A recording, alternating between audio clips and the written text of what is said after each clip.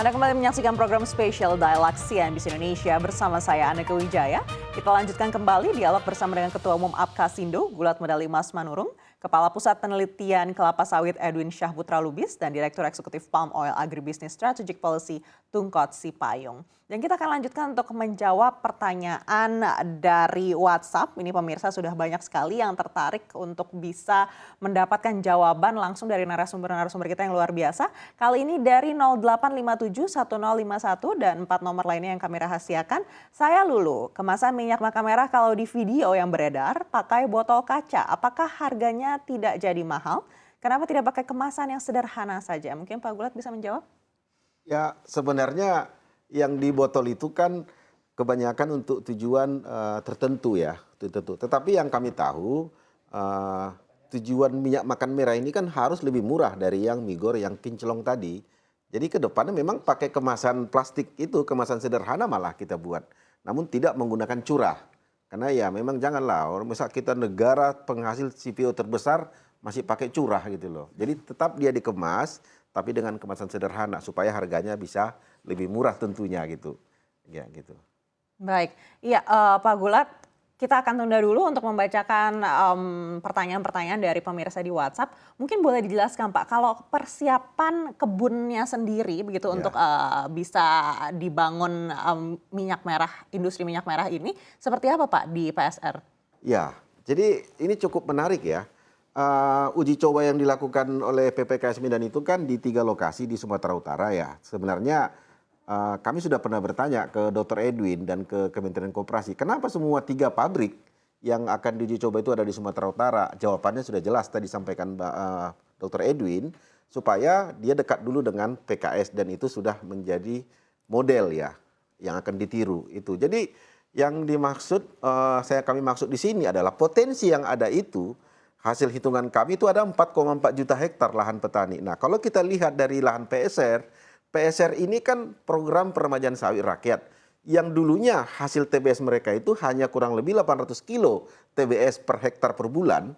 Setelah dia direplanting, dari data yang kami dapat penanaman 2017-2018, dia sudah menghasilkan itu 2,1 sampai 3 ton TBS per hektar per bulan. Tentu ini akan jadi masalah. Masalah baru, kemana mereka menjual? Karena mereka rata-rata petani mandiri. Nah, mereka mencoba untuk bermitra dengan beberapa pabrik. Bisa dibilang hanya 1 dari 10 yang diterima oleh korporasi. Karena mereka tidak diwajibkan dalam Permentan 01 yang korporasi. Nah, oleh karena itu kehadiran daripada pabrik minyak makan merah ini telah menaikkan bargaining dari posisi petani sawit. Karena dia akan menghasilkan minyak makan merah in situ di kebunnya sendiri. 258.000 hektar itu yang sudah replanting, kalau BPD PKS move on dari PSR masuk membantu petani yang sudah PSR ini menjadi petani penghasil minyak makan merah, tentu ini potensi yang luar biasa. Kalau saya lihat dari segi produksi. Kalau hitungan rendemen yang dibuat oleh Menteri Koperasi itu adalah 20% untuk 1 kilogram TBS. Untuk yang PSR yang sudah dilakukan oleh BPD PKS, ya rekontek dari Dirjen Bun, itu rendemennya mencapai itu 26%. Awas, hati-hati. Nah, dengan meningkatnya rendemen, kalau tidak diserap dengan baik, ini akan timbul masalah. Makanya tepat hadir di waktu yang tepat. Minyak makan merah hadir di tengah kebun PSR. Nah, pertanyaannya, bagaimana dengan yang di kebun rakyat yang tidak ikut PSR? Kan ini juga hal yang sangat perlu untuk ditolong. Nah, oleh karena itu kami tetap mengedepankan kepada pemerintah dalam hal ini Kementerian Pertanian Koperasi supaya jangan berat sebelah. Jangan hanya memikirkan petani yang PSR. Mereka kan sudah dapat dana PSR, ayo dong bagi kepada petani yang tidak ikut PSR. Oleh karena itu potensi yang kedua ini adalah potensi yang luar biasa. 4,4 juta hektar kalau dibangun pabrik di sana adalah bisa mencukupi paling tidak 10% saja kebutuhan minyak makan merah per bulan dari 1,6 juta. Berarti kita butuh 3.000 pabrik di tengah kebun rakyat.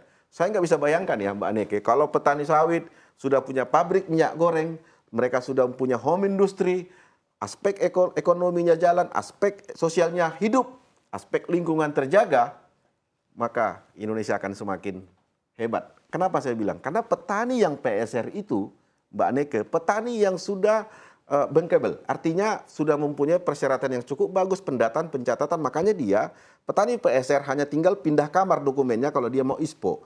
ini menjadi ikon bagi teman-teman yang tidak ikut PSR, tapi bukan menjadi yang menjadi yang dianakmaskan petani yang swadaya juga yang di luar daripada 258 hektar ini kan kecil sekali dibandingkan dengan 6,8 juta hektar. Tetapi inilah caranya, ini saatnya. Petani sawit juga harus ikut masuk ke hilir. Jangan sampai menjadi persoalan baru ketika pabrik minyak makan merah masuk, tetapi serapan daripada TBS itu tidak optimum karena hanya dibangun 100 pabrik, tentu yang lain akan menjadi cemburu. Makanya kepada Bapak Presiden ya, supaya ini cepat di launching. Jadi petani-petani yang sudah mendaftar, sudah antri. Kalau catatan kami, petani yang sudah antri setelah nanti berhasil di launching oleh PPKS Medan bersama Kementerian Koperasi ya, Pak Jokowi kabarnya akan ke sana.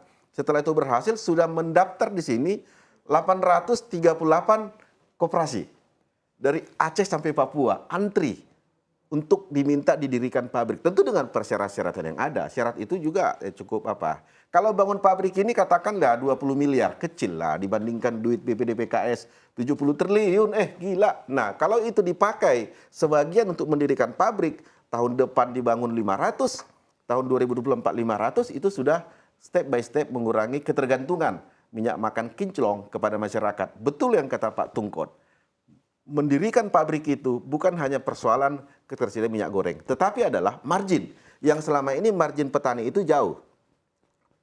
Petani mendapat 250 perak per kilogram CPO, itu korporasi dapat dia 2.500 karena dia dapat dari 5 kilogram 20%. Nah, dengan ada minyak goreng ini dia akan menaikkan margin. Yang kedua adalah memangkas rantai. Kalau dia sudah punya pabrik, paling tidak Rp300 ongkos gendong TBS ke pabrik sudah terpangkas.